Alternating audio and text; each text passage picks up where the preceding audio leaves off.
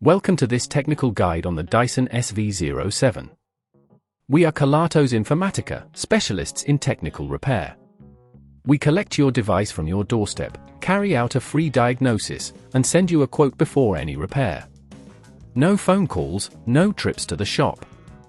We are based at Calle Joaquín María López 26, Madrid. Convenient, transparent and professional.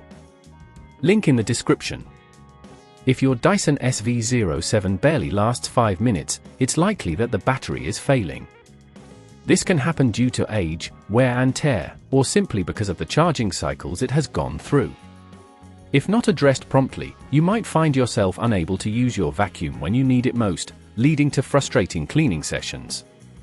The tools you'll need for this repair are a Phillips screwdriver, a flathead screwdriver, a replacement battery compatible with the Dyson SV07, and a soft cloth for safe handling.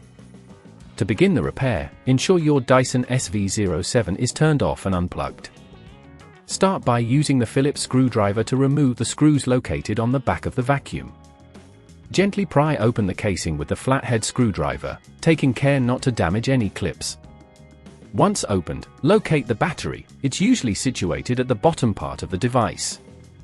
Disconnect the battery by gently pulling the connector away from the motherboard. Remember to take note of how it fits, as you'll need to reconnect it later. Remove the screws securing the battery using the Phillips screwdriver, applying just enough force to avoid stripping them. Carefully lift the old battery out and replace it with the new one, ensuring it fits snugly into the compartment. Reconnect the battery's connector, making sure it clicks into place. If at this point you feel it's getting too tricky, remember that at Kelatos we collect your device from your door and return it fully repaired.